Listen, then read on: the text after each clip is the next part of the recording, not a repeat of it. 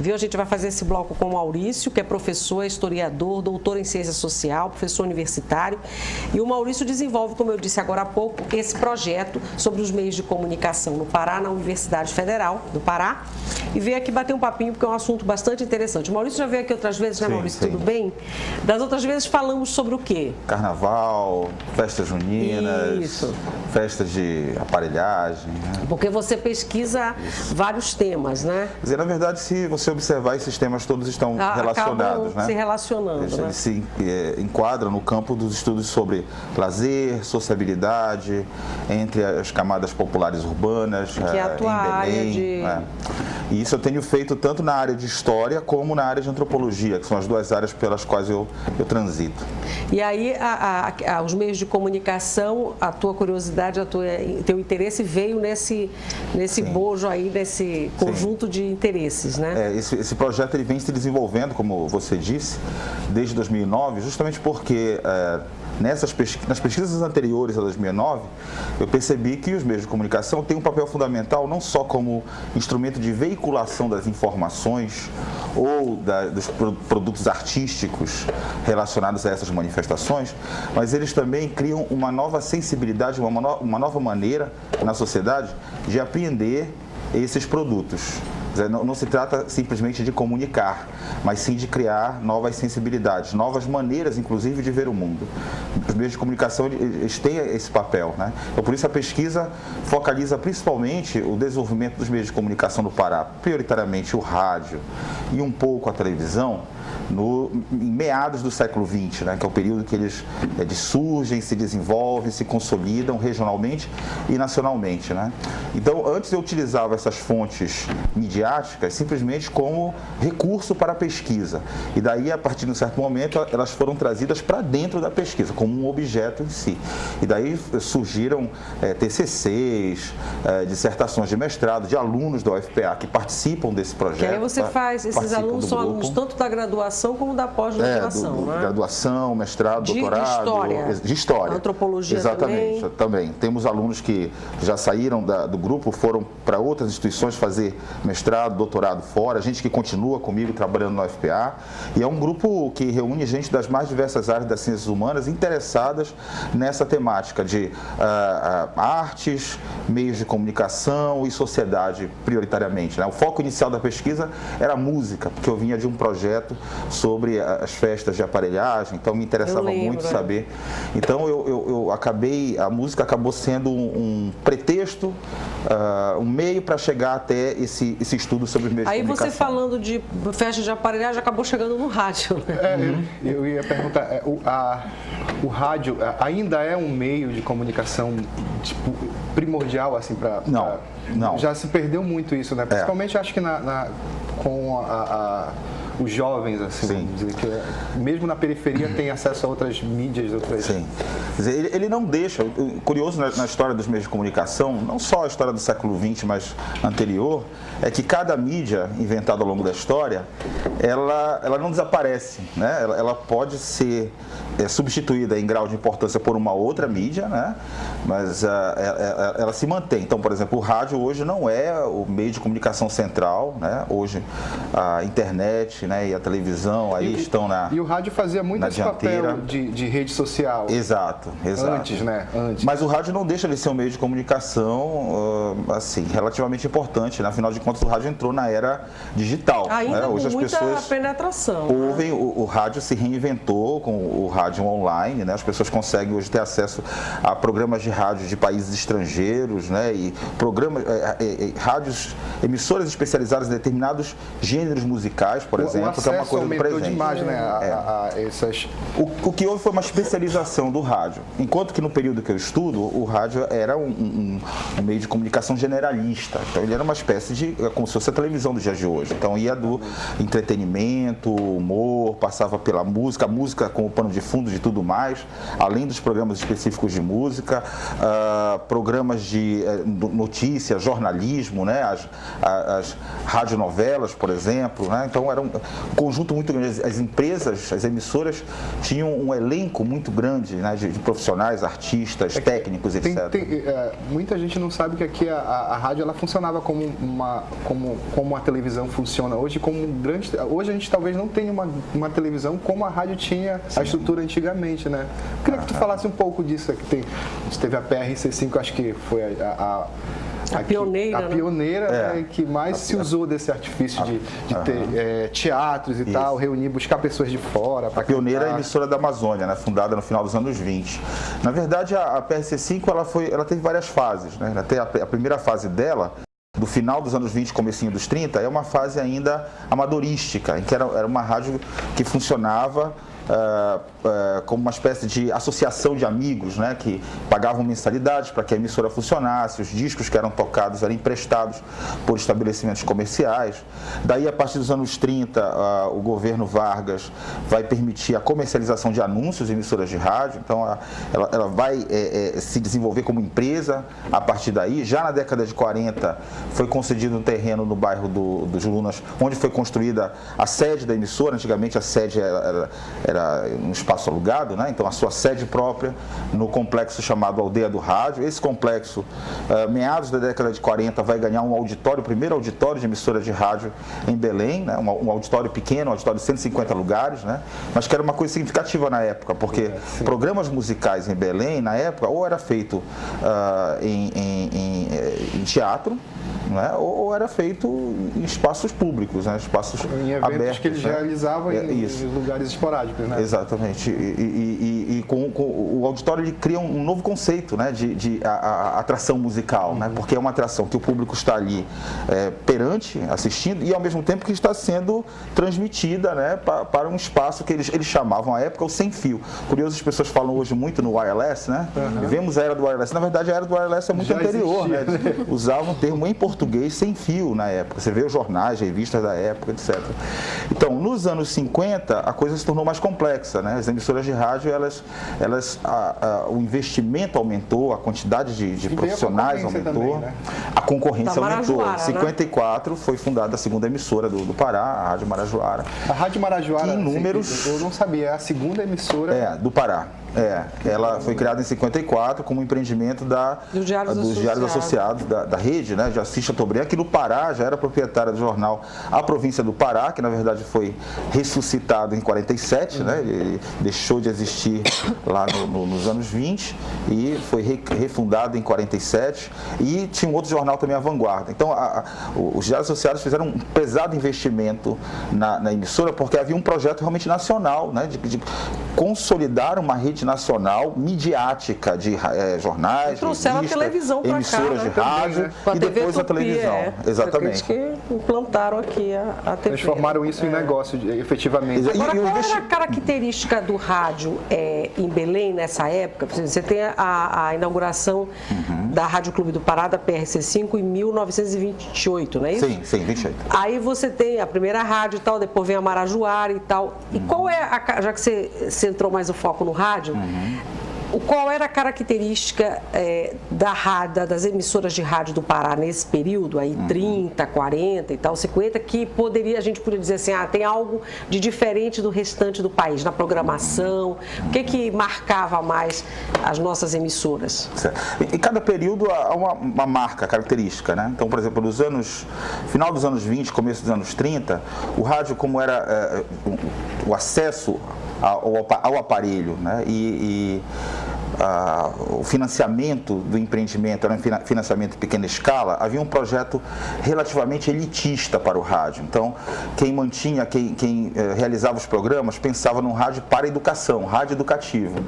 Então, tocava-se música erudita, e havia palestras, programas, né, de saúde no rádio e etc. Né? Não tinha a característica de entretenimento. Não tinha muito de entretenimento, era bem pouco. partir do momento que o rádio começa a se tornar um negócio com a comercialização dos anúncios, aí sim nós vamos ter uma programação e curioso, isso se dá justamente no mesmo período em que as cidades, as capitais se expandem, se intensifica a migração do campo para a cidade. Então, o entretenimento radiofônico também é um produto para o consumo de massa dessa população que vai habitar o subúrbio da cidade. Embora não tivesse tanto acesso ao aparelho, embora o aparelho venha a se popularizar, né, nos anos 40, né? Mas mesmo naquela época não era tão barato ter. É o período em que, por exemplo, você vai encontrar nos postes alto-falantes, nas praças públicas, em mercados, tocando a programação de rádio, por exemplo, né? Então, falando em termos de característica local, a gente pode dizer aqui que era diferente, assim, uma programação? Havia uma preocupação, principalmente no período que eu estudo, os anos 40, anos 50, uma preocupação dos produtores locais de, como você disse, acrescentar um tempero regional, né, à programação musical. Agora, é importante entender que a ideia de regional, nessa época, é diferente da ideia que nós temos hoje, né? Quer dizer, essa separação que nós concebemos hoje muito claramente entre Norte e Nordeste, na época não era tão nítida assim. Era pouco, até porque a ideia de Nordeste como uma região separada do Norte é uma invenção da década de 10.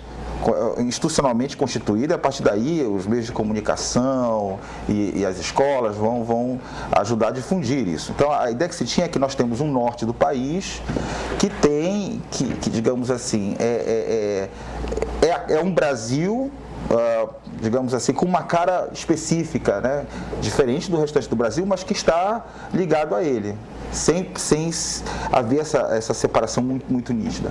Então, nós vamos ter muitos artistas aqui no campo da música, por exemplo, fazendo música nordestina, o que nós chamaríamos hoje de música nordestina. Por exemplo, Ari Lobo, foi um compositor surgido no meio do rádio, Vavá da Matinha, né? Surgido lá, também revelados em programas de calouro, por exemplo, né? Nós vamos ter artistas que vão circular, de radionovelas, que vão circular por emissoras do Nordeste, por exemplo. Havia muita essa circulação. Então, quando os produtores falavam em cor local, é o termo que eu encontrei em algumas revistas, vamos procurar a nossa cor local, etc. Era mostrar que o rádio paraense podia concorrer, porque as pessoas elas podiam ouvir tanto emissoras do Rio de Janeiro e de São Paulo, como ouvir as emissoras locais, né? Ela podia concorrer em pé de igualdade pelos ouvintes com os seus programas, com uma programação com as grandes emissoras, com artistas locais. Com artistas locais, né? E era de fato o alcance era muito grande, né? Se comparado com o que hoje, infelizmente, né, a mídia local tem. Por exemplo, o alcance, a penetração era muito maior. Eu entrevistei, por exemplo, cantor de rádio dos anos 50 que conta a história de ter sido rasgado pelos fãs na rua, que era uma prática comum na década de 60, as estrelas da canção do rádio, né, serem rasgados pelos seus fãs, né? Que isso mostrava o quanto que ele era popular, quanto ele era querido. Porque, olha só, anos 40, 50 são considerados a época de ouro do rádio, exato, né? exato. Aí você tem a Rádio Nacional, os programas de auditório, as rainhas do rádio, né, as cantoras e tal.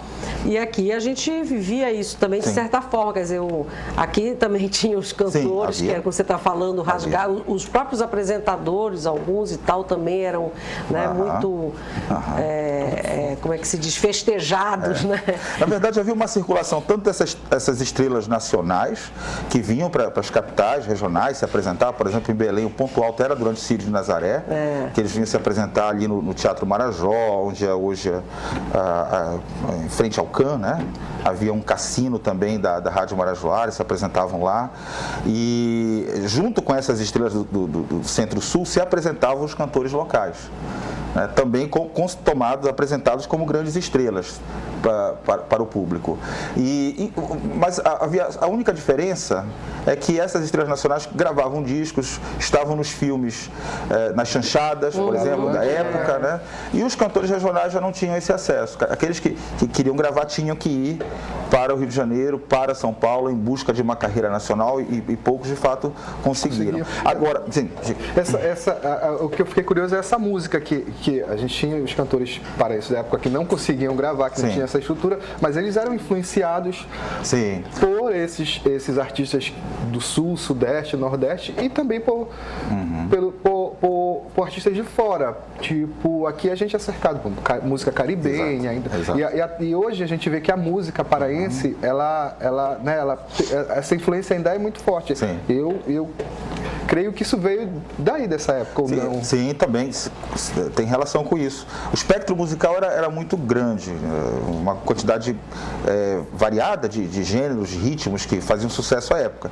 Mas hierarquicamente, depois podemos colocar o samba, né, e é justamente nesse período pós-Era Vargas que o samba vai ser alçado ao posto de símbolo da cultura brasileira, com música brasileira, né, e o rádio vai contribuir muito para isso. Então, o samba tem esse papel e as chamadas músicas regionais, em particular o baião, né, década de 40, final de 40 para 50, é o período de ouro do baião. O baião vai se tornar, né, fazer um grande sucesso com o Luiz Gonzaga. Né? E os ritmos latinos que chegam ao Pará, não só por conta da proximidade. Mas aqui nós mais fortemente os ritmos latinos, isso. Né? Caribenhos. Latino-caribenho. Havia uma presença, uma circulação de artistas vindos de Cuba, vindos de Porto Rico. Você encontra em vários jornais, gente que se apresentava o tempo todo, esses artistas estavam aqui influência na nossa se apresentando. Música, né? E tem muitas versões, né, que a gente ouve, versões de músicas caribenhas e tal, abrasileiradas, né, com a letra, e as pessoas nem sabem que existia aquela uma versão, pensam que a música é original e tal. Bolero, mambo, essas coisas também vão fazer parte desse repertório. Então os artistas eles vão produzir a sua música autoral para esses programas, tomando como referência essas estrelas, esses gêneros musicais de sucesso, né, que também eram muito divulgados pelo cinema. O cinema também tem uma importância grande aí.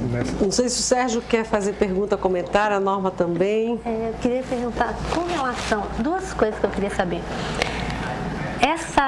Esse interesse pelo rádio hoje, ele está mais fechado numa determinada faixa etária?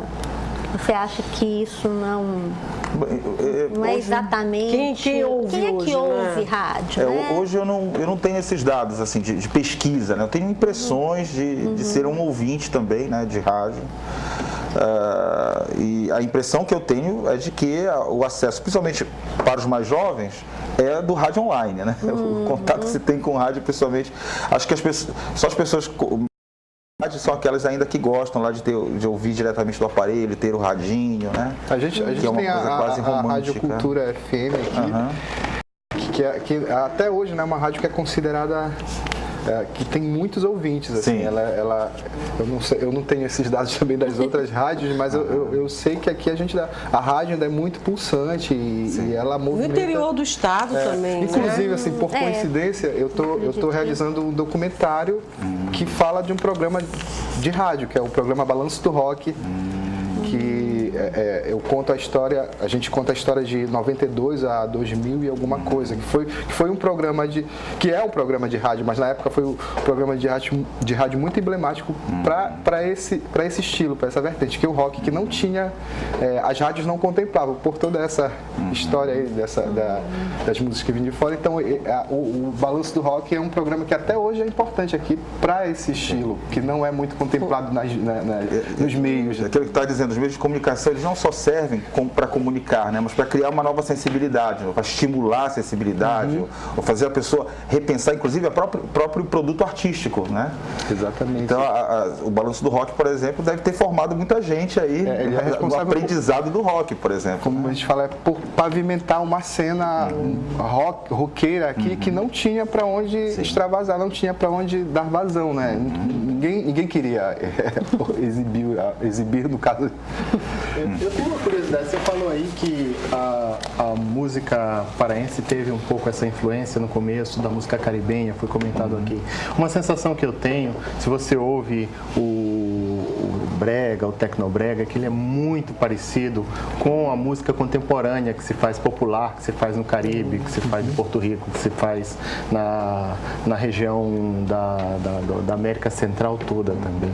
E você tem alguma ideia de que se essas influências continuam acontecendo, ou se isso é uma coisa que é só uma impressão minha, né? Ou é natural.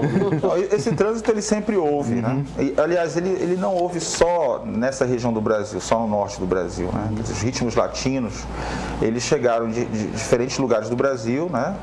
Ao longo do século XX, por diferentes meios. O cinema foi um deles, por exemplo, né? A circulação de discos, programas de rádio, etc.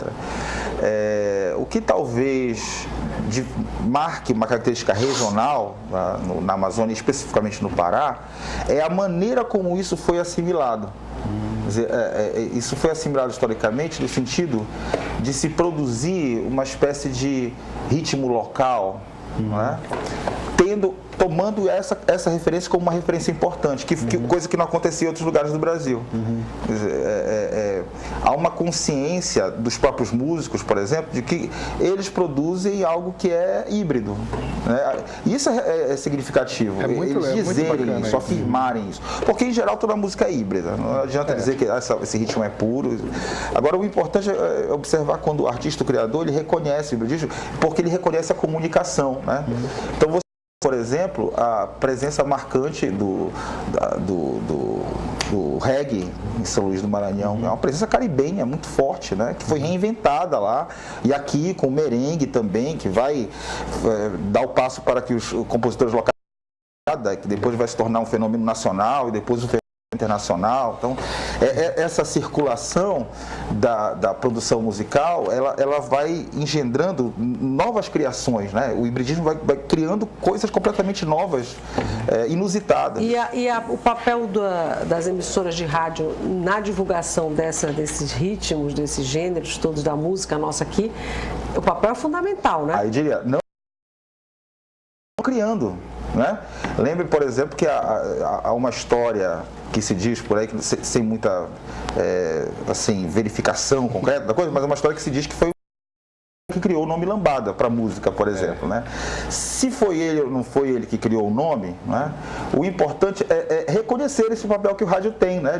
Desses eu não sei como é que é o nome, locutores de rádio, né? Que tinham suas discotecas particulares, né? Importavam discos, compravam no mercado negro discos, guardavam esses discos e traziam como coisas assim, relíquias, né? Joias de primeira mão que só ele tinha e tocava lá no programa, etc. E criando uma sensibilidade, um interesse das pessoas junto ao, exatamente. Isso, do ouvinte, como a televisão faz, né, até hoje ainda. Tem pergunta, né, Júcia? Antes disso, eu só queria levantar um dado. Segundo a pesquisa de mídia brasileira que foi realizada esse ano, 2014, pela Assessoria de Comunicação da Presidência da República, só 21% das pessoas no Brasil inteiro ouvem rádio diariamente, contra 39% que nunca ouvem. Então é um dado bem diferente da televisão, né? Que chega até 90% da população assiste televisão.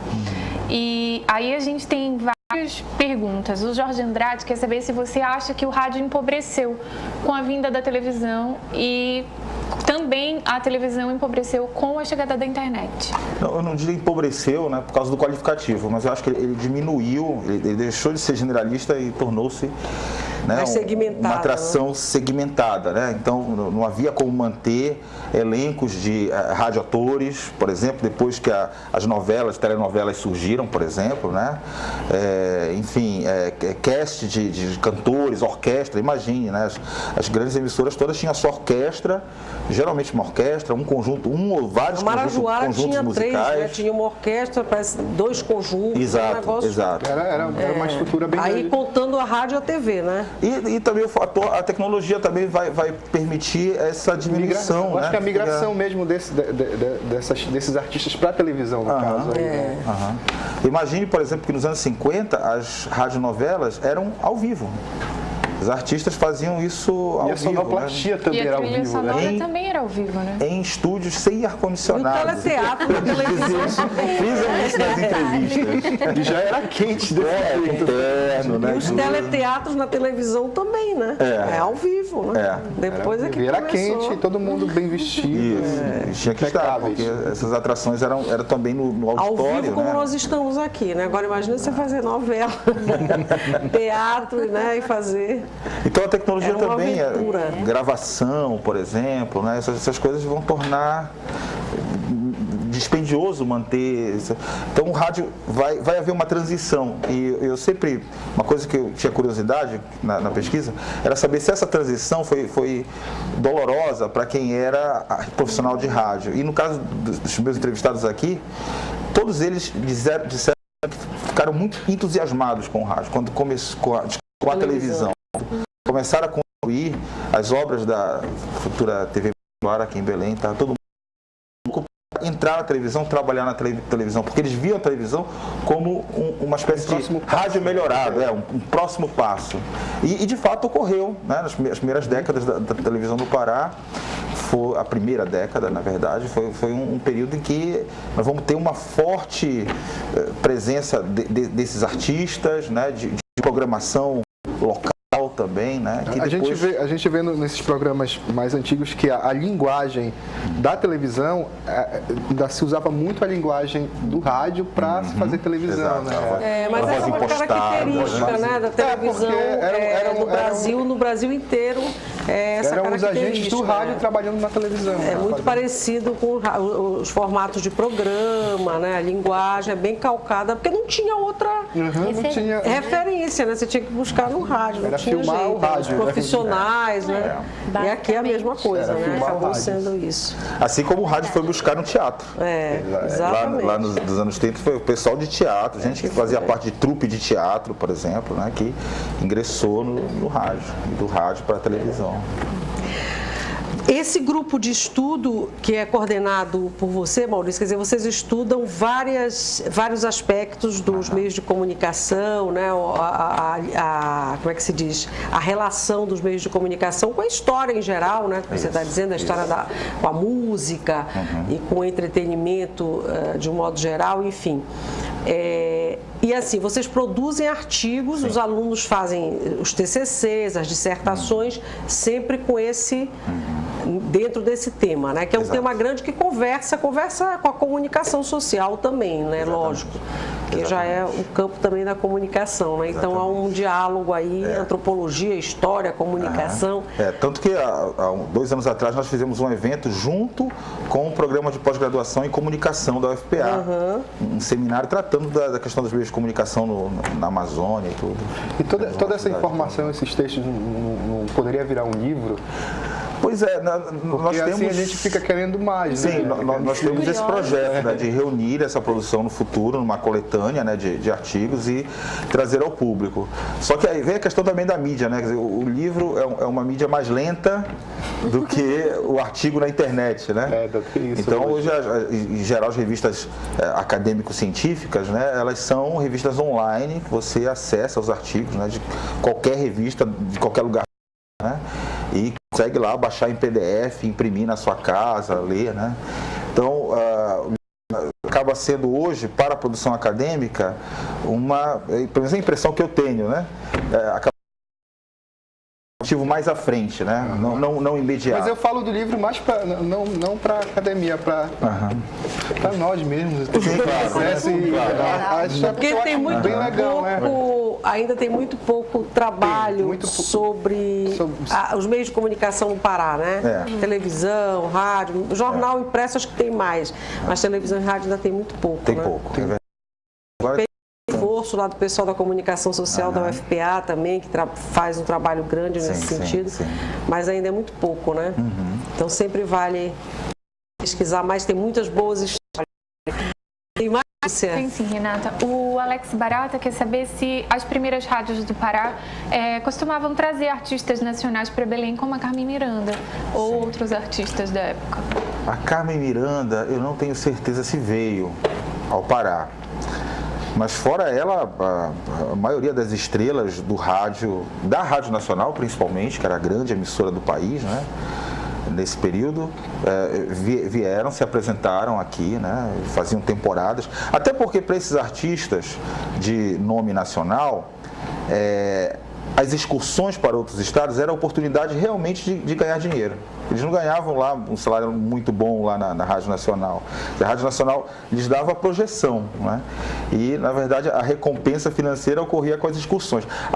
Da mesma forma, as estrelas da canção e do humorismo e etc., regionais, por exemplo, aqui no caso de Belém, faziam as suas excursões no interior do estado também, suas apresentações em auditórios, em teatros no interior do estado. Havia gente que ia também para as emissoras do Nordeste. Eu encontrei, por exemplo, uma história de um grupo que foi se apresentar no Suriname, numa emissora de rádio também, né? O grupo paraense, por exemplo. Então, essa movimentação ela era constante, muito importante para a carreira desses artistas. Tu falaste no humor, né? Os humoristas, antes da televisão, não tinha para onde eles dar vazão para o trabalho deles, né? Então, foi na rádio que a gente começou a conhecer esses grandes humoristas e esses programas que tem hoje aí na televisão são provenientes dessa história, né? Porque eles José Vasconcelos, né? Se você for ouvir algumas coisas dele na rádio, são maravilhosas. Teve o prazer eu tive pelo menos o prazer de... Com certeza. No caso do Pará, tivemos o Armando Pinho, por exemplo. Isso, né? O maestro Valdemar Henrique também foi para o Rio de Janeiro para tocar piano na rádio, né? Tem mais uma, né, Júcia, pra gente encerrar o bloco? A gente tem sim.